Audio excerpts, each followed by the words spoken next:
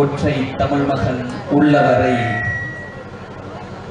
அற்றை தமிழ்த்தாய் பாதம் தொட்டு மற்ற இனத்தாருக்கு மண்டியிடா மாத்தமிழன் பாவலரேறு வரிகள் தொட்டு தொடங்குகிறேன்.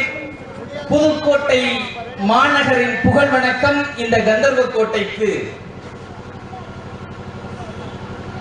புதுக்கோட்டை வடக்கு மாவட்டம் கந்தர்வகோட்டை வடக்கு ஒன்றிய கழகத்தின் சார்பில் மாண்புமிகு தமிழ்நாடு துணை முதலமைச்சர் கழக இளைஞரணி செயலாளர் வணக்கத்திற்குரிய இளந்தலைவர் அவர்களுடைய பிறந்த நாள் விழா நலத்திட்ட உதவிகள் வழங்குகிற ஒரு அற்புதமான தமிழர் திருவிழால் பொங்கல் விழா சிறப்போடு நடைபெற்றுக் கொண்டிருக்கிறது. இந்த விழாவிலே கந்தர்வ கோட்டையினுடைய கட்டபொம்மன் என்று முத்தமிழறிஞர் தலைவர் கலைஞரால் போற்றப்பட்ட 50 ஆண்டுகளுக்கும் மேலாக 12 முறை தொடர்ந்து ஒன்றிய கழகத்தினுடைய ஆற்றல்மிகு செயலாளராக அரசியல் வானிலே வெற்றி தோல்விகளை சந்தித்த காலங்களில் எல்லாம் மாறினாலும் என்றைக்கும் மாறாத மாரியையா என்று தலைவர் கலைஞரின் நெஞ்சத்தில் நீங்காத இடம் பெற்றிருந்த தாத்தா மாரியையா அவர்களுடைய மண்ணில்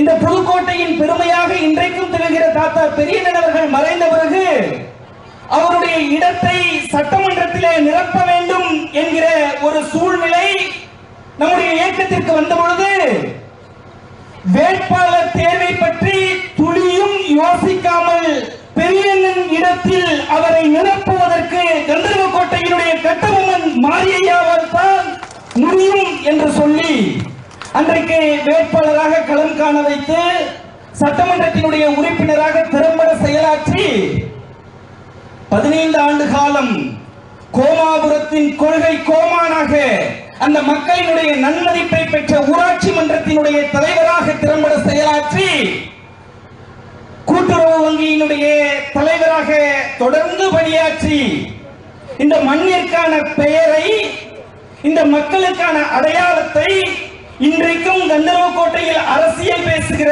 அத்துணை சாமானியனுக்கும் சொந்தக்காரராக திகழ்கிற தாத்தா மாரியையாவினுடைய மண்ணில் இந்த தமிழனியன் பேசுவதில் பெருமை அடைகிறேன். பேரன்பிற்குரியவர்களே, வாழையடி வாழையாக இந்த இயக்கம் காக்க வந்த ஒரு கூட்டம் என தன்னுடைய தந்தைக்கு பின்னு தனையனாக தாத்தா மாரியையாவிற்கு பிறகு இந்த இயக்கம் காப்பதற்காக வருகை தந்திருக்கிற ஒரு ஆற்றல் மிகு அடலேறு ஆரியர் அண்ணன் இயக்கத்தினுடைய இளம் ஒன்றிய கழக செயலாளர் என்று தலைவர் கலைஞரால் பாராட்டப்பட்டு 2வது முறையாக தொடர்ந்து ஒன்றிய கழக செயலாளராக திறம்பட செயலாற்றி தலைவர் கலைஞர் அவர்களுக்கு தமிழ்நாட்டிலே சிலை வைக்க வேண்டும் என்று சொன்ன பொழுது முதல் ஒன்றிய கழகம் தமிழ்நாட்டிலேயே கந்தர்வகோட்டை வடக்கு ஒன்றிய கழகம் தான் தலைவர் கலைஞர் அவர்களுடைய சிலையை நிறுவியது. அந்த சிலையை நிறுவியவர் தான் நம்முடைய ஒன்றிய கழக செயலாளர் அண்ணன் தமிழையா அவர்கள். அந்த சிலையை திறந்து வைத்தவர் யார் தெரியுமா? முத்தமிழறிஞர் தலைவர் கலைஞருடைய பெயரன் இன்றைக்கு நாமெல்லாம் கொண்டாடக்கூடிய துணை முதலமைச்சர் அண்ணன் உதயநிதி ஸ்டாலின். அந்த சிலையை திறந்து வைத்தது முதல் ஒன்றிய கழகம், நம்முடைய ஒன்றிய கழகம். வேறு என்ன முதலாவது பெருமை நமக்கு இருக்கிறது என்று சொன்னால், தமிழ்நாட்டிலேயே அதிகமாக ஜல்லிக்கட்டு நடைபெறக்கூடிய மாவட்டம் இந்த புதுக்கோட்டை மாவட்டம். அந்த புதுக்கோட்டைக்கே முத்தாய்ப்பாக தமிழ்நாட்டில் முதல் ஜல்லிக்கட்டு வருடா வருடம் தச்சங்குறிச்சியில் தான் நடைபெற்றுக் கொண்டிருக்கிறது. அந்த தச்சங்குறிச்சி ஜல்லிக்கட்டை முழுமையான ஏற்பாடுகளையும் தன்னுடைய தோளிலே சுமந்து கொண்டு அதிகாரிகளை சந்தித்து அனுமதியை பெற்று அந்த விழா குழுவினரை எல்லாம் அழைத்துக் கொண்டு சென்னைக்கு சென்று அமைச்சர் பெருமக்களை எல்லாம் சந்தித்து அத்துணை நிகழ்வுகளையும் முன்மாதிரியாக நடத்தி காட்டி இன்றைக்கு ஜல்லிக்கட்டு நாயகனாக திகழ்கிற அண்ணன் தமிழையா அவர்கள் கொடுத்திருக்கிற இந்த மேடை நான் பெருமைப்படக்கூடிய மேடை. பேரன்பிற்குரியவர்களே, ஒரு அற்புதமான நிகழ்வு. காலையில் ஒரு பொங்கல் விழா 1 மணி நேரம் நடக்கலாம், இல்ல ஒரு 2 மணி நேரம் நடக்கலாம். நலத்திட்ட உதவிகள் கொடுத்துவிட்டு சென்று விடலாம். இங்க வந்த பிறகுதான் தெரிகிறது, ஒரு வடக்கு ஒன்றியத்தையே திரட்டி, இவ்வளவு பெரிய மாநாட்டு பந்தலை திரட்டி, ஒரு அற்புதமான கூட்டம், குடும்பம் குடும்பமாக காலையில் இருந்து இரவு வரை உணவு ஏற்பாடு செய்யப்பட்டு ஒரு கொள்கை திருவிழாவாக நடைபெற்றுக் கொண்டிருக்கிறது. முதலில் ஒன்றிய செயலாளருக்கு என்னுடைய மனம் திறந்த பாராட்டுக்களை நான் தெரிவித்துக் கொள்ள கடமைப்பட்டிருக்கிறேன். இந்த நிகழ்வினை ஏற்பாடு செய்திருக்கிறார்.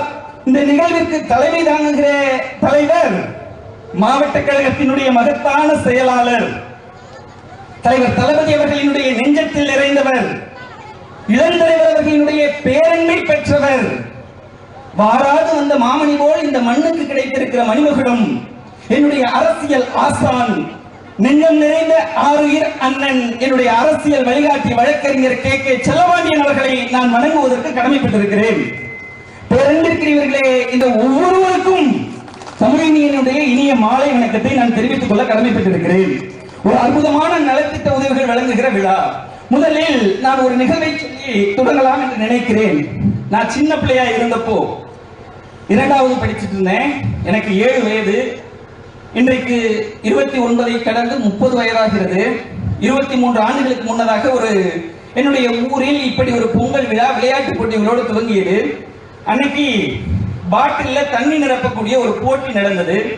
அந்த போட்டியில சின்ன பிள்ளையா இருந்த நானும் போய் கலந்துகிட்டேன். அப்படி நிரப்பிட்டு இருக்க பொழுது, நான் நிரப்பிட்டு இருந்தப்ப கை தவறி அந்த பாட்டில தட்டி விட்டுட்டேன். அந்த போட்டியில நான் தோத்து போயிட்டேன். மறுபடியும் போய் தண்ணி எடுக்க போகும்போது என்னை விட உயரமாக இருந்தவர்கள் என்னுடைய கால்களை நசுக்கி விட்டார்கள். அந்த இடத்துல அழுதுட்டு, எனக்கு அந்த வழியை விட நான் தோற்று விட்டேனே என்கிற வழி அந்த இடத்தில் இருந்தது. தோத்துட்டு நின்னப்போ அந்த போட்டியை தூரத்தில் நின்று பார்த்து கொண்டிருந்த என்னுடைய அப்பா நேரடியாக வந்து என்னை தூக்கி, ஒன்னும் பிரச்சனை இல்ல, பரவாயில்ல, இந்த 50 பைசா வச்சுக்க, போய் கடையில முட்டாய் வாங்கி தின்னு, நல்ல விளையாண்ட அப்படின்னு சொன்னார். அன்றைக்கு எனக்கு தெரியவில்லை இது செய்தி அல்ல. அதே போல ஒரு 17,000 பேர் கலந்து கொண்ட ஒரு பேச்சு போட்டி, தமிழ்நாடு முழுக்க எல்லா மாவட்டங்களிலும் கிட்டத்தட்ட கலந்து கொண்டவர்களுடைய எண்ணிக்கை மொத்தமாக 17,000 பேர்.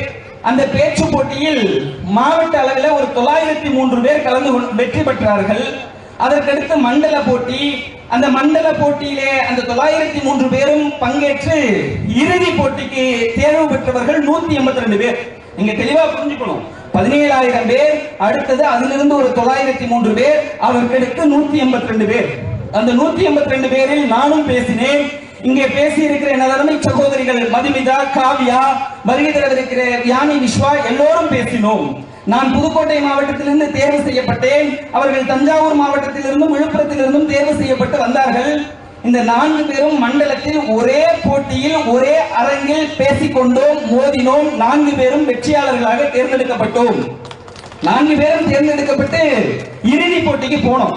இறுதி போட்டிக்கு போகிற பொழுது கலைஞர் அண்ணா அரங்கத்திலே அந்த நிகழ்வு.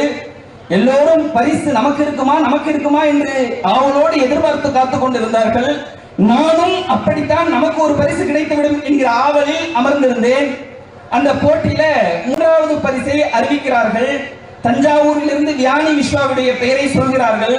அண்ணாவின் மாநில சுயாட்சி என்கிற தலைப்பில் அந்த அருமை சகோதரர் வியானி விஸ்வா பேசியிருந்தார்.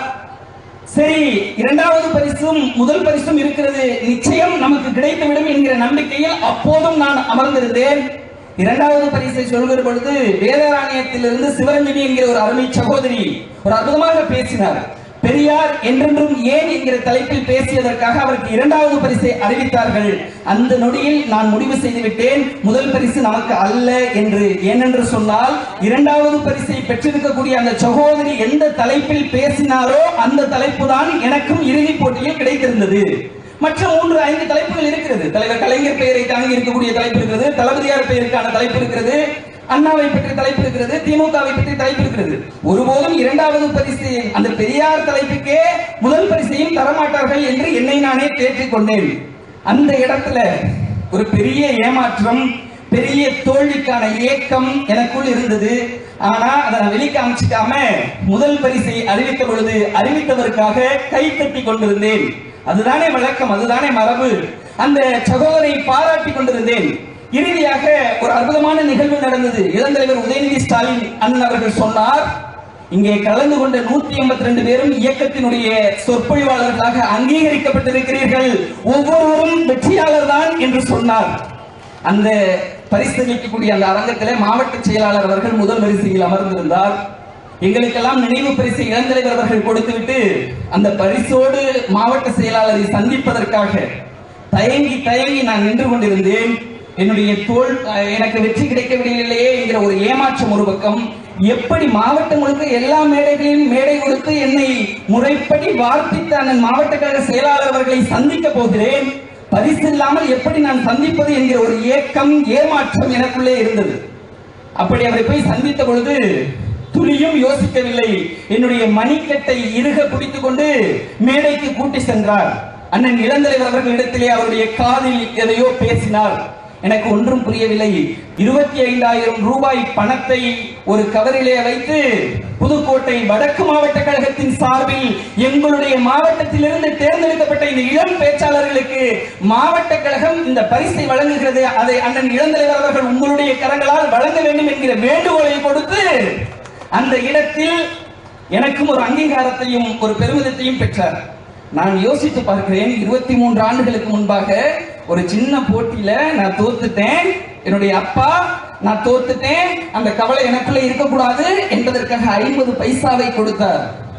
23 ஆண்டுகளுக்கு பிறகாக என்னை வார்ப்பித்துக் கொண்டிருக்கிற ஞானத்தந்தை மாவட்ட கழக செயலாளர் வழக்கறிஞர் கே செல்லபாண்டியன் அவர்கள் எனக்கு அந்த மேடையில் 25,000 ரூபாயை கொடுத்து நீயும் வெற்றியாளன் தான் என்று வாழ்த்தினார். அவருக்கு நான் இந்த நேரத்தில் பெருமிதத்தோடு நன்றி கடன் பட்டிருக்கிறேன். இந்தியாவினுடைய வரலாற்றை நான் சொல்லி ஆரம்பிக்கலாம் என்று நினைக்கிறேன். வாரிசு அரசியல் என்று சொல்கிறார்கள். இந்தியாவிலே உச்சந்தலையில் இருந்து உள்ளங்கால் வரைக்கும் ஜனநாயக ரீதியில் ஒரு இயக்கம் அமைப்பு ரீதியாக இயங்குகிறது என்று சொன்னால் அது திராவிட முன்னேற்ற கழகம் மட்டும்தான் என்று சொன்னால் அது மிகையாகாது. நான் ஜம்மு காஷ்மீரை பார்க்கிறேன். அங்க முதலமைச்சராக ஷேக் அப்துல்லா என்று ஒருவர் இருந்தார். அவருடைய காலத்திற்கு பிறகு அவங்க நாட்டிற்கு ஒன்றும் பெரிய தியாகம் செய்து விடவில்லை. அவருடைய காலத்திற்கு பிறகு அவருடைய பிள்ளை ஃபரூக் அப்துல்லா காஷ்மீரினுடைய முதலமைச்சராக வந்தார். பிறகு தாத்தாவினுடைய பெயரை பயன்படுத்தி இன்றைக்கு உமர் அப்துல்லா காஷ்மீர் மாநிலத்தினுடைய முதலமைச்சராக இருக்கிறார். ஜம்மு காஷ்மீருக்கு கீழே வருகிறேன், ஹரியானாவை பார்க்கிறேன். அந்த ஹரியானாவிலே தேவிலால் இந்தியாவினுடைய துணை பிரதமராக இருந்தார். தலையிலே பச்சை துண்டு கட்டி இருப்பார். இந்தியா விவசாயிகளுக்காகவும் வேளாண்மைக்காகவும் தன்னுடைய வாழ்நாளெல்லாம் குரல் கொடுத்தவர். அவருடைய பெயரை பயன்படுத்தி சவுதாலா அந்த மாநிலத்தினுடைய முதலமைச்சரானார். அதற்கு கீழே பார்க்கிறேன், உத்தரப்பிரதேசத்தை பார்க்கிறேன். யூபி முலாயம் சிங் யாதவ் நாட்டிலே இருக்கிற பிற்படுத்தப்பட்ட தாழ்த்தப்பட்ட மக்களுக்காக தன்னுடைய வாழ்நாளின் இறுதி வரை போராடிய ஒரு அற்புதமான தலைவர். அவருடைய பெயரை பயன்படுத்தி அவருடைய பிள்ளை அகிலேஷ் யாதவ் அந்த மாநிலத்தினுடைய முதலமைச்சரானார். அதற்கு பிறகு கீழே பீகாரை பார்க்கிறேன். லல்லு பிரசாத் யாதவ் என்கிற ஒரு அற்புதமான தலைவர் இருந்தார். அவருக்கு பிறகு அவருடைய மனைவி ராப்ரி தேவி வந்தார். அதற்கு பிறகு அவருடைய பிள்ளை தேஜஸ்வி யாதவ் வந்தார். சத்தீஸ்கரை பார்க்கிறேன். ஏன் பக்கத்திலே இருக்கிற கர்நாடகாவை பார்க்கிறேன். அங்கே தேவகவுடா என்கிற ஒரு அற்புதமான தலைவர் இருந்தார். இந்த நாட்டில் பிரதமராகவும் மாநிலத்தினுடைய முதலமைச்சராகவும் திறம்பட செயலாற்றியவர். அவருக்கு பிறகு அவருடைய பிள்ளை குமாரசாமி. அங்கே பாரதிய ஜனதாவிற்கும் காங்கிரசுக்கும் பெரும்பான்மை கிடைக்கவில்லை. அப்படி ஒரு சூழல் நிலவிய பொழுது அவர் பாரதிய ஜனதாவோடு கூட்டணி சேர்ந்து கூட்டணி ஆட்சி அமைத்துக் கொடுத்துக் கொண்டிருக்கிறார். இப்படி இந்தியாவினுடைய உச்சந்தலையிலிருந்து உள்ளங்கால் வரைக்கும் எல்லா மாநிலங்களிலும் இந்த வாரிசு அரசியல் நடத்தி கொண்டிருக்கிறார்கள், நடந்து கொண்டிருக்கிறது. ஆனா அப்படி வந்தாரா எங்களுடைய தலைவர்? 1949 கொட்டும் மலையில் ராபின்சன் பூங்காவில் கொட்டும் மலையிலே வெட்ட வெளியிலே கையிலே காசு இல்லாமல் மனசிலே மாசு இல்லாமல் இளைஞர்களால் சேர்ந்து உருவாக்கப்பட்ட இயக்கம் தான் திராவிட முன்னேற்ற கழகம். அந்த இயக்கத்தை தோற்றுவித்த பொழுது அன்றைக்கு அந்த இயக்கத்தை அரும்பாடுபட்டு ஆட்சி கட்டிலில் அமர்த்தினார் பேரறிஞர் அண்ணா. அண்ணாவுக்கு பிறகு 50 ஆண்டு காலம் அந்த இயக்கத்தை வழிநடத்தி தமிழ்நாட்டையும் தமிழ்நாட்டு மக்களையும் வளம் பெற வாழச் செய்தார் தலைவர் கலைஞர். தலைவர் கலைஞருடைய காலத்தில் 1976 எமர்ஜென்சி காலகட்டம். அந்த காலகட்டத்தில் இந்தியாவில் இருக்கிற எல்லா அரசியல் கட்சி தலைவர்களும் கைதாகிறார்கள். எல்லாரும் தமிழ்நாடு பத்திரிகை இந்திய பத்திரிகை முற்று நோக்கியது தமிழ்நாட்டை பார்த்துதான். அன்றைக்கு இயக்கம் ஆட்சியில் இருக்கிறது. தமிழ்நாட்டின் முதலமைச்சராக தலைவர் கலைஞர் இருக்கிறார். தலைவர் கலைஞர் கைதாக போகிறார், அவரை கைது செய்ய போகிறார்கள் என்று தெரிவித்தார்கள். ஆனால் நடந்தது என்ன தெரியுமா? அன்னைக்கு வெறும் 23 வயதே நிரம்பிய திருமணமான ஒரு சில மாதங்களே ஆகியிருந்த தலைவர் தளபதியார் அவர்களை இந்திரா காந்தி அரசாங்கம் கைது செய்து ஓராண்டு காலம் மிசார் சிறைச்சாலையிலே கொட்டடியில் அடைத்தது. அந்த கொடுமைகளை எல்லாம் அனுபவித்தார். அவரை பார்ப்பதற்காக தலைவர் தளபதி அவர்கள் கலைஞர் அவர்கள் தளபதியார் அவர்களை பார்ப்பதற்காக சிறைச்சாலைக்கு செல்கிறார். அங்கே தளபதியார் அவர்கள் முழுக்கை சட்டை அணிந்திருக்கிறார். அதை பார்த்த தலைவர் கலைஞர் அவர்களுக்கு கண்கள் கலங்குகிறது. சரியாக யோசிக்கிறார், என் பிள்ளை எப்போதும் அரைக்கால் சட்டை மட்டும்தான் அணிவான், ஆனால் இன்றைக்கு முழுக்கால் சட்டை அணிந்திருக்கிறான், ஏதோ தவறாக இருக்கிறது, அவனுடைய கைகள் அடித்து நொறுக்கப்பட்டிருக்கிறது என்று யூகித்தார். அதுதான் உண்மை. அந்த தழும்பை இன்றைக்கும் சுமந்து கொண்டிருப்பவர் தான் தலைவர் தளபதி. இந்த பழங்கதைகள் பேசுவது என்பது கருப்பு சிவப்பு கரைப்பட்டவனுக்கு அவனுடைய தழும்புகளை தடவி பார்த்துக் கொள்கிற தருணம். நினைத்து சிரிக்கவும், சொல்லி அழுகவும், ஏங்கி தவிக்கவும் ஒரு வரலாறு இருக்கும் என்று சொன்னால் அந்த வரலாறு திமுக காரனுக்கு மட்டும்தான் உலக அரங்கில், இந்திய அரங்கில், தமிழ்நாட்டு அரசியலில் இருக்கும் என்று என்னால் மிகைத்து சொல்ல முடியும். பேரன்பிற்குரியவர்களே, எத்தனையோ வரலாறுகளை தாங்கி இந்த இடத்திற்கு நாம் வந்திருக்கிறோம். அப்படி தலைவர் கலைஞர் அவர்களுடைய ஆட்சிக்கு பிறகு தலைவர் தளபதியார் அவர்கள் 50 ஆண்டு காலம் இன்றைக்கு உழைத்துக் கொண்டு தமிழ்நாட்டை வலிமைப்படுத்திக் கொண்டிருக்கிறார். அவருக்கு பிறகு அன்றைக்கு சிறைச்சாலையிலே இருந்த பொழுது அம்மையார் துர்கா ஸ்டாலின் அவர்களுடைய கருவிலே இருந்தவர் அண்ணன் உதயநிதி ஸ்டாலின். கருவில் உருவான நாளிலிருந்து இன்றைக்கு வரைக்கும் தியாகத்தின் உருவமாய் இயக்கப்பணி ஆற்றுபவருக்கு தான் இன்றைக்கு பிறந்த நாள். அந்த தலைவர் இன்னும் 50 ஆண்டு காலத்திற்கு அடுத்த தலைமையை தீர்மானிப்பார், நிர்வகிப்பார், தமிழ்நாட்டு அரசியலை தலைமை தாங்குவார் என்று சொன்னால் அது மிகையாகாது. இப்ப நீங்க பார்க்கலாம், உச்சந்தலையிலிருந்து காஷ்மீரிலிருந்து நாம் பார்த்தோம், உத்தரப்பிரதேசத்தை பார்த்தோம், ஹரியானாவை பார்த்தோம், சத்தீஸ்கரை பார்த்தோம், பீகாரை பார்த்தோம். அப்படியெல்லாம் வரவில்லை. மீன் குஞ்சுகள் நீந்துவதற்கு குற்றம் காண்பிப்பவர்கள் யார்? யாரும் குற்றம் சொல்ல முடியாது. அப்படிதான் எங்களுடைய அண்ணன் உதயநிதி ஸ்டாலின் இந்த மண்ணுக்காகவும் மக்களுக்காகவும் இயக்கத்திற்காகவும் உழைத்துக் கொண்டிருக்கிறார். பேரன்பிற்குரியவர்களே, உலகத்தையே உள்ளடக்கியது ஹிட்லருடைய பேச்சு.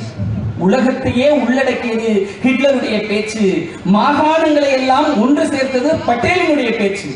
மூட நம்பிக்கைகளை ஒழித்து மனிதர்களை ஒன்று சேர்த்தது தந்தை பெரியாருடைய பேச்சு. தெளிவாக பேசி திராவிடத்தை வளர்த்தது பேரறிஞர் அண்ணாவின் பேச்சு. இலக்கியத்தை பேசி தமிழை தேசியமயமாக்கியது தலைவர் கலைஞருடைய பேச்சு. மாநிலத்தின் உரிமைகளை பேசி தமிழ்நாட்டை தலைநிமிர செய்தது தளபதியார் அவர்களுடைய பேச்சு.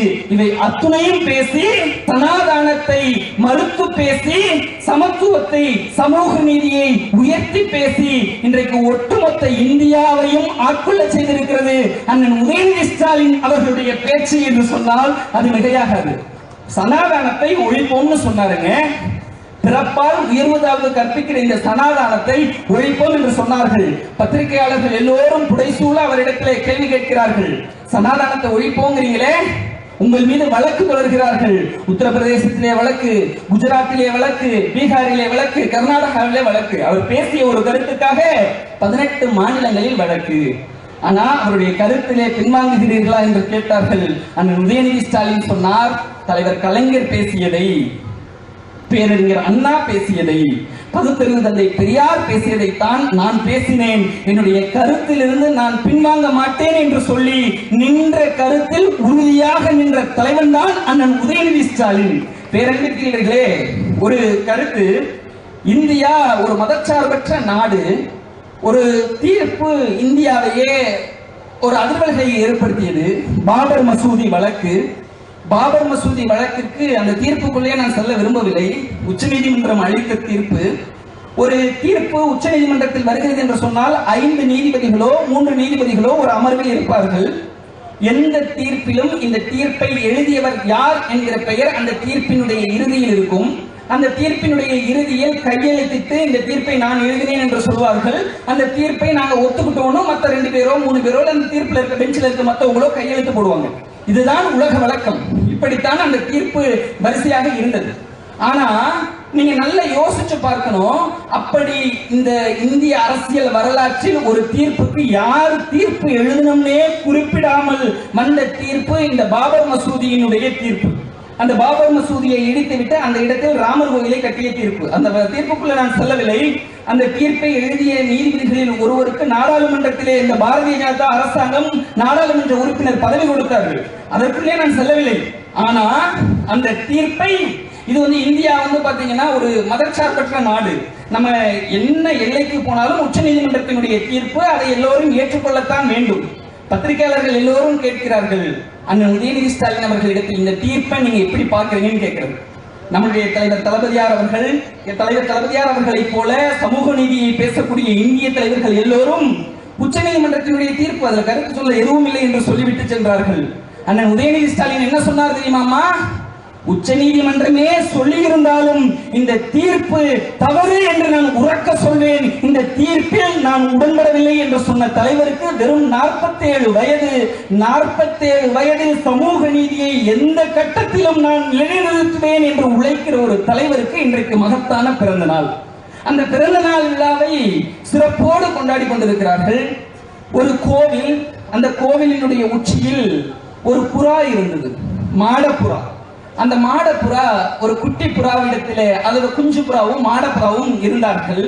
அந்த குஞ்சு புறா அந்த தாய் புறாவிடம் கேட்டதான், அம்மா இன்னைக்கு நம்ம கோவில்ல இருக்கோம், நேற்று சர்ச்சில் இருந்தோம், இன்னைக்கு கோவில்ல இருக்கோம், நாளைக்கு நாம பள்ளிவாசலுக்கு போவோம், இப்படி நம்ம பாத்தீங்கன்னா எல்லா இடத்துக்கும் போயிட்டு இருக்கோம், எங்க போனாலும் நம்மள புராணதனமா சொல்றாங்க.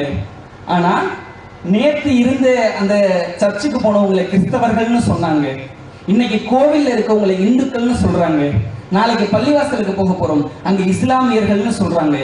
ஏம்மா மனிதர்களுக்குள்ளே இத்தனை பாகுபாடுன்னு அந்த குஞ்சு புறா அந்த தாய் புறாவிடம் கேட்டதா. அந்த தாய் புறா சொன்னதாம், அம்மா மனிதர்களுக்குள்ளே இத்தனை பாகுபாடுகள் இருப்பதால் தான் அவர்கள் கோபுரத்திற்கு கீழே இருக்கிறார்கள், எந்த பாகுபாடும் இல்லாததால் தான் நாம் கோபுரத்திற்கு மேலே இருக்கிறோம் என்று சொன்னதாம்.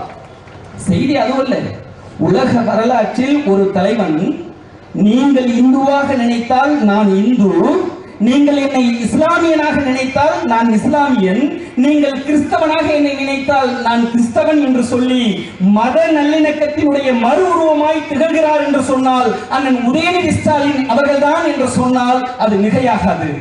பேரன்பிற்குரியவர்களே, இங்க பார்க்கலாம், இந்த கோமாபுரத்திலிருந்தோ அச்சுதாபுரத்திலிருந்தோ இங்க இருக்கிற மாரியம்மாள் அக்கா வேளாங்கண்ணிக்கு நடைபயணமாக போவாங்க. வேளாங்கண்ணிக்கு நடைபயணமாக போயிட்டு அங்க இருக்கக்கூடிய கிறிஸ்தியஸ்நாதரை வணங்கிவிட்டு அப்படியே நாகூருக்கு போயிட்டு பள்ளிவாசல் தர்காவிலே சாமி கும்பிட்டு விட்டு வருகிற போது புன்னைநல்லூர் மாரியம்மன் கோவிலே விபூதி வாங்கிவிட்டு வருவார்கள். இதுதான் தமிழ்நாடு. கிறிஸ்து என்ன, இந்து என்ன, எங்களுக்கு முஸ்லிம்கள் என்ன, எல்லாரும் ஒன்று என்று பழகுகிற இந்த தமிழ்நாடு தந்தை பெரியாருடைய மண். உதயநிதி ஸ்டாலின் மத நல்லிணக்கத்தினுடைய மறு உருவம். அவருக்கு ஜாதி கிடையாது, மதம் கிடையாது. உதயநிதி ஸ்டாலின் தமிழ்நாட்டு மக்கள் அனைவரும் கொண்டாடக்கூடிய இளங்காலை சொப்பனம் எதிர்கால தமிழகம் என்று சொன்னால் அது மிகையாகாது. அவருக்குத்தான் பிறந்த நாள். அம்மா திமுகவோட வரலாறு ஒன்று இருக்கு. என்னன்னா 1949 சுதந்திரம் பெற்று 2 ஆண்டுகளுக்கு பிறகு செப்டம்பர் 17ஆம் நாள் திமுக துவங்குகிறது. அதற்கு பிறகு 52 இந்திய திருநாட்டில் மாநிலங்களுக்குள்ள, அதாவது 3 வருஷத்துக்கு அப்புறம் கட்சி தொடங்கி 3 வருஷத்துக்குள்ள ஒரு சட்டமன்ற பொது தேர்தல் வருகிறது. அந்த தேர்தலில் திமுக போட்டியிடவில்லை 1952. அதன் பிறகான தேர்தல் 57, அதன் பிறகான தேர்தல் 1962. இந்த 3 தேர்தல்களிலும் ராமநாதபுரத்துல சட்டமன்ற அந்த தொகுதியில போட்டியிட்டு வெற்றி பெற்றவர் யாருன்னு கேட்டீங்கன்னா அந்த ராமநாதபுரத்தினுடைய மன்னர் சேதுபதி. அந்த மன்னர் சேதுபதியை 3 தேர்தலையும் போட்டியிட்டார், வெற்றி பெற்றாருங்கிறது இங்க செய்தி இல்லை. அவரை எதிர்த்து நாமினேஷன் கட்டுறதுக்கு கூட அங்க ஆள் இல்லை. 3 தேர்தலையும் அவர் தான் எம்எல்ஏ. அப்படி அவர் இருந்தப்போ திமுகலையும் 3 தேர்தலும் அங்க போட்டியிடுவதற்கு ஆள் இல்லை. 1967 தேர்தல் வருகிறது. அந்த அவர் போய் யாரையும் மக்களை பார்க்க மாட்டார். அந்த மன்னர் கையெடுத்து கும்பிட மாட்டார், மக்களை பார்த்து ஓட்டு போடுங்கன்னு கேட்க மாட்டார். அவர் போய் நாமினேஷன் பண்ணிட்டு வீட்டுக்கு வந்துருவார். அதாவது மன்னராட்சி காலத்திலிருந்து மக்களாட்சி இந்திய திருநாடு முழுவதும் ஓங்கி ஒழித்த போதும் அந்த மக்களாட்சி முறை வந்த பிறகும் ஓட்டு போடுங்கமான்னு போய் கேட்காம, மக்களை சந்திக்காம, கையெடுத்து கும்பிடாம 3 தேர்தலில் தொடர்ந்து அந்த தொகுதியினுடைய எம்எல்ஏவாக இருந்தவர் அந்த சேதுபதி மன்னர். 67 தேர்தல் வருகிறது. அண்ணாவிடத்திலே தலைவர் கலைஞர் போய் கேட்கிறாரு, இந்த தேர்தலில் திமுக சார்பா நாம ராமநாதபுரத்துல ஒருத்தரை நிப்பாட்டணும் தலைவரே அப்படின்னு கேட்கிறார். அண்ணா சொல்றாரு, ராமநாதபுரத்துலயா மன்னரை எதிர்த்தா ஏங்க அப்படின்னு சொல்றாரு. இல்ல தலைவரே, நான் நிப்பாட்டுறேன், நீங்க எனக்கு அந்த அனுமதியை கொடுங்கன்னு கேட்கிறாரு. சரி, அதுக்கப்புறம் உங்களோட வேலைன்னு சொல்றாரு. தலைவர் கலைஞர் ஒரு வேட்பாளரை தேர்வு செய்கிறார். அந்த வேட்பாளரை கேட்டதும் அண்ணாவுக்கு பெரிய அதிர்ச்சி. என்னன்னு கேட்டா, அந்த ராமநாதபுரத்தினுடைய பேருந்து நிலையத்துல குதிரை வண்டி ஓட்டக்கூடிய தங்கப்பன் தான் திமுகவினுடைய வேட்பாளர் என்று அறிஞர் அண்ணாவிடத்திலே அவர் அறிமுகப்படுத்தி இருக்கிறார். அண்ணாவுக்கு பெரிய அதிர்ச்சி. 15 வருஷமா அந்த மன்னரை எதிர்த்து நாமினேஷன் கட்டுறதுக்கு கூட அந்த ஊர்ல ஆள் இல்ல, அந்த பஸ் ஸ்டாண்ட்ல குதிரை வண்டி ஓட்டக்கூடிய தங்கப்பன் தான் திமுகவோட வேட்பாளரா? என்னையா இதெல்லாம் கேட்கிறாரு. நான் பாத்துக்கிறேன் தலைவரே அப்படின்னு சொல்லிட்டு போறாரு. அந்த செய்தி மன்னருக்கு போகுது. மன்னர் என்னது, நம்ம குதிரை வண்டி தங்கப்பன் தான் நம்மளை எதிர்த்து நாமினேஷன் கட்டியிருக்காங்களா அப்படின்னு கேட்கிறாரு. அப்படி கேட்ட பொழுது, குதிரை வண்டி ஓட்டக்கூடிய தங்கப்பன் தான் நம்ம எதிர்த்து நாமினேஷன் கட்டியிருக்கக்கூடிய வேட்பாளரா அப்படின்னு கேட்டபோது, ஆமான்னு சொன்ன உடனே, அந்த ஆளு நம்மளுடைய நம்மளுடைய அரண்மனையில வயோதி குதிரையெல்லாம், அந்த வயசான குதிரைகளை எல்லாம் பாதி விலைக்கு வாங்கிட்டு போய் அன்னன்னைக்கு ஏதோ குதிரை வண்டி ஓட்டி சாப்பிட்டு பொழைச்சிட்டு இருக்கான், அவன் என்னை எடுத்து கட்டிட்டு இருக்கானு கேட்டுட்டு சிரிச்சுக்கிட்டே அந்த தேர்தலையும் மக்களை போய் சந்திக்கல, மக்கள்கிட்ட ஓட்டு கேட்கல, அப்படியே இருந்துட்டார். தலைவர் கலைஞர் என்ன பண்ணார் தெரியுங்களா? குதிரை வண்டி ஓட்டக்கூடிய தங்கப்பனை கூட அழைத்து கொண்டு வீடு வீடாக வீதி வீதியாக கை கூப்பி வணங்கி, எங்களுக்கு வாக்களியுங்கள், உதயசூரியன் சின்னத்தில் ஓட்டு போடுங்கள்னு தெரிவிக்கிறாரு. அந்த தேர்தலில் ராமநாதபுரம் மன்னர் சேதுபதியை எதிர்த்து வெற்றி பெற்றவர் தான் குதிரை வண்டி தங்கப்பன், திமுகவின் உதயசூரியன் சின்னம். இது என்ன தெரியுமா செய்தி? மக்களாட்சி வந்த பிறகு மன்னராட்சியை வீழ்த்திய இயக்கம் திமுக ஒரு மன்னரை சாதாரண குதிரை வண்டி ஓட்டக்கூடிய தங்கப்பனை வைத்து வீழ்த்த முடியும் என்று ஒரு வரலாறு எழுதப்படுமானால் அந்த வரலாற்றை எழுதியது திமுக. மக்களாட்சி மன்னராட்சியை வீழ்த்தி மக்களாட்சியை நிலைநிறுத்தியது திமுக. இந்த எந்த வரலாறும் புரியாம இன்றைக்கு திமுகவை குறை சொல்லிக் கொண்டிருக்கிறார்கள். இவர்களுக்கெல்லாம் என்ன தெரியும்? பேரன்பிற்குரியவர்களே, இன்னும் சில விடயங்களை நான் சொல்ல வேண்டும். மானமும் அறிவும் மனிதருக்கு அழகு என்று சொன்னார் தந்தை பெரியார். 96 வயதிலும் மூத்திர சட்டியை தூக்கி கொண்டு நாட்டினுடைய சூத்திர பட்டத்தை போக்குவதற்காக மேடைதோறும் ஏறி முழங்கினார். அந்த பகுத்தறிவு தந்தை பெரியார் இன்றைக்கு இல்லை. ஆனால் மானமும் அறிவும் இல்லாமல் வாய்க்கு வந்தது எல்லாம் பேசிக் கொண்டு திரிகிற இந்த அறிவிலிகள் சீமான் போன்ற கயவர்களிடத்தில் நாம் கவனமாக இருக்க வேண்டும். அவர்கள் இன்றைக்கு அவதூறை அள்ளி பரப்பிக் கொண்டிருக்கிறார்கள். அவர்களுக்கெல்லாம் திமுகவுடைய வரலாறு என்ன தெரியும்? பேரண்டிக்கு ஒர்க் ஃப்ரம் ஹோம் எதுல வேணாலும் பார்க்கலாங்க, வீட்டில இருந்து வேலை எதுல வேணாலும் பார்க்கலாம். ஆனா அரசியல் கட்சி நடத்தி கொண்டிருக்கிற ஒரு தலைவன் பார்க்கிற வேலையா ஒர்க் ஃப்ரம் ஹோம்? சகோதரி மதுமிதா சொன்னார்களே, அவரோட கட்சிக்காரர்களுக்கே அவரை தெரியாது. அப்படி வெளியில வந்து அரசியல் செய்வதற்கே பயந்து தெரிகிற நடிகர் விஜய் எல்லாம் நாட்டை ஆள்பவரா?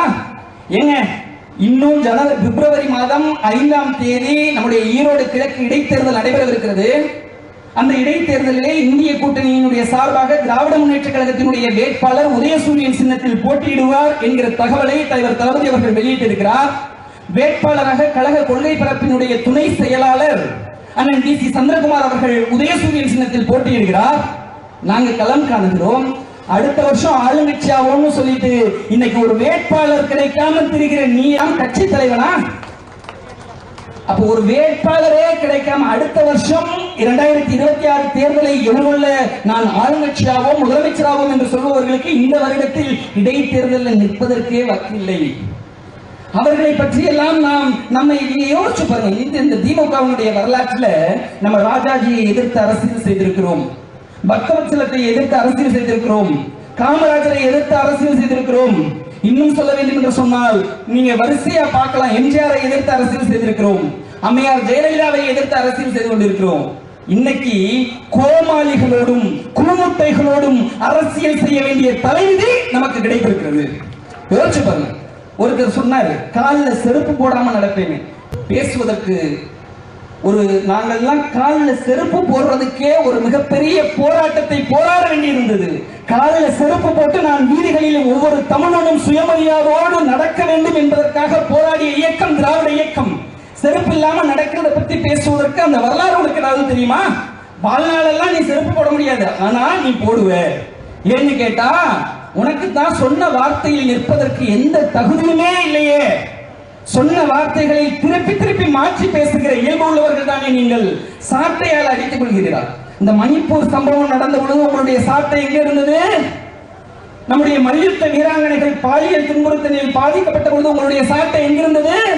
உங்களுக்கு ஆசை இருந்த சாட்டையோடு சட்டையை கலற்றிக் கொண்டு கந்தர்வக்கோட்டை பேருந்து நிலையத்திற்கு வாருங்கள். எங்களுடைய கருப்பு சிவப்பு வேட்டி கட்டி இருக்கக்கூடிய தொண்டர்கள் திரளாக நிற்கிறோம். சாட்டையை கொடுங்கள், நாங்கள் வெளுத்து காட்டுகிறோம் எப்படி அடிக்க வேண்டும் என்று. சாட்டையால் அடித்துக் கொள்கிற அந்த அண்ணாமலை போன்ற தற்கொலைகளுக்கும் ஓபிஎஸ் இபிஎஸ். ஓபிஎஸ்க்கு என்ன வரலாறு? ஜெயலலிதா சிறைக்கு போனதால நீ முதலமைச்சரான. இபிஎஸ்க்கு என்ன வரலாறு? சசிகலா சிறைக்கு போனதுனால நீ முதலமைச்சரான. இந்த எடப்பாடிங்கிற ஒரு ஆளை தமிழ்நாட்டில் யாருக்காரும் தெரியுமாங்க?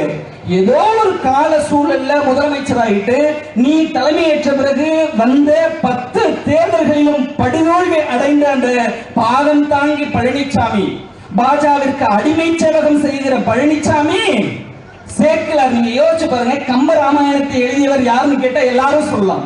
சேக்கிலார் எழுதிய கம்பராமாயணம் என்று சொல்வதற்கு தமிழ்நாட்டில் ஒரு மடையன் இருக்கிறான் என்று சொன்னால் அது எடப்பாடியாகத்தான் இருக்க முடியும்.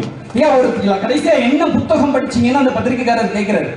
ஐயா திருக்குறளை படிச்சேன்னு சொல்லியிருக்கலாம்ல, எது புக்கு தெரியல, அது அந்த புக்கு உள்ள இருக்கு அப்படின்னு சொன்னார். ஏதாவது திருக்குறளை படிச்சேன், ஏதாவது ஒரு திருக்குறளை சொல்லலாம். நல்ல வேளை திருக்குறளை சொல்லல. என்னன்னா அந்த படிச்ச திருக்குறளை சொல்லுங்கன்னு அந்த நிருபர் கேட்டுட்டாருன்னு வச்சுக்கோங்க, அந்த கிழமை தெரியாதுங்க. அந்த படிச்ச திருக்குறளை சொல்லுங்கன்னு கேட்டா நினைச்சு பாருங்க, அப்படியான ஆட்கள் எல்லாம் இன்றைக்கு தமிழ்நாட்டு அரசியலில் தெரிகிறார்கள். பொள்ளாச்சியினுடைய வழக்கு யோசித்து பார்க்கவே முடியவில்லை, நெஞ்சத்தை உழுக்குகிறது. ஸ்டெர்லைட் போராட்டத்திலே தூத்துக்குடியிலே பொதுமக்கள் போராடிய பொழுது சுட்டி வீழ்த்து விட்டு கிட்டத்தட்ட 13 பேர் உயிரை இழந்துட்டாங்க. அந்த செய்தியை முதலமைச்சர் எப்படி தார்மீக பொறுப்பெடுக்கணும் யோசிச்சு பாருங்க. ஆனா அவர் சொன்ன பதில் என்ன தெரியுமா? நான் தொலைக்காட்சி டிவியை பார்த்துதான் நானே தெரிஞ்சுக்கிட்டேன். ஐயோ, உங்களுக்கு எல்லாம் ஏதாவது வரலாறு இருக்கிறதா? நீங்க ஒரு விஷயம் யோசிக்கணும். நம்ம அடிமை எடப்பாடியை குறை சொல்லி பழக்கம் இல்லை, அவங்களுடைய அதிமுகவிற்கே அடிமையாக இருந்துதான் வழக்கம். எம்ஜிஆர் என்ன பண்ணாருன்னா, கட்சி எமர்ஜென்சி காலகட்டத்தில் இந்திய அரசியல் வரலாற்றில் அந்த எமர்ஜென்சி காலத்தை இந்திரா அரசாங்கத்தை பயந்து கொண்டு ஆதரித்த ஒரே கட்சி அதிமுகவும் எம்ஜிஆரும் தான். இது வரலாறு. அந்த எம்ஜிஆர் கிட்ட எங்க மாநில கட்சிகளுக்கு எல்லாம் பாதிப்பு வரப்போகிறது என்ற பொழுது அகில இந்திய என்கிற பெயரை அவருடைய கட்சியில இணைத்துக் கொண்டு செயல்பட்டவர் தான் எம்ஜிஆர். அப்ப அடிமையா இருந்தார். அதற்கு பிறகு அம்மையார் ஜெயலலிதா அதே போல உங்களுக்கு கர சேவைக்கு ஆள் அனுப்பினார். அதற்கு பிறகு எடப்பாடி பழனிசாமி முத்தலாக் தடை சட்டம், வேளாண் சட்டம், சிஏஏ, என்ஆர்சி, குடியுரிமை திருத்த சட்டம், நீங்க டங்ஸ்டன் சுரங்கம் அமைக்கிற அந்த சட்டம், எல்லா சட்டத்தையும் நீங்க எங்கெல்லாம் கையெழுத்து கேட்கிறீங்களோ அங்கெல்லாம் நாங்க போடுறோம், அங்கெல்லாம் நாங்க ஆதரிக்கிறோம் என்று சொல்லி அந்த பாரதிய ஜனதாவோடு கள்ள கூட்டணியையும் நேர்முகமான கூட்டணியும் அமைத்த அந்த அதிமுக எடப்பாடியையும் நாம் வீழ்த்த வேண்டிய காலத்தில் நின்று கொண்டிருக்கிறோம். இறுதியாக ஒன்றை சொல்லி நான் விடைபெறலாம் என்று நினைக்கிறேன். பூட்டிய இருப்பு கூட்டின் கதவு திறக்கப்பட்டது. பூட்டிய இருப்பு கூட்டின் கதவு திறக்கப்பட்டது. சிறுத்தையே வெளியில் வா. எலியென உன்னை இகழ்ந்தவர் நடுங்க, புலியென செயல் செய்ய புறப்படு வெளியில் என்று பாவேந்தர் பாரதிதாசன் சொல்வார். என் அண்ணன் வணக்கத்திற்குரிய இளந்தலைவர் உதயநிதி ஸ்டாலின் அவர்களே, கோமாபுரத்தின் கொள்கை கோமான் அண்ணன் தமிழையா அவர்கள் அமைத்திருக்கிற இந்த மேடையிலிருந்து உறக்க சொல்கிறேன். பூட்டிய இருப்பு கூட்டிலிருந்து புலிகளாக புறப்படுவதற்கு கருப்பு சிவப்பு கட்டிய உங்களுடைய தம்பிகள் நாங்கள் தயாராக இருக்கிறோம், அணிவகுக்க தயாராக இருக்கிறோம். 200 இலக்கு நிச்சயம் வெல்வோம் என்று சொல்லி நல்ல வாய்ப்பிற்கு நன்றி பாராட்டி மீண்டும் விடைபெறுகிறேன். நன்றி, வணக்கம்.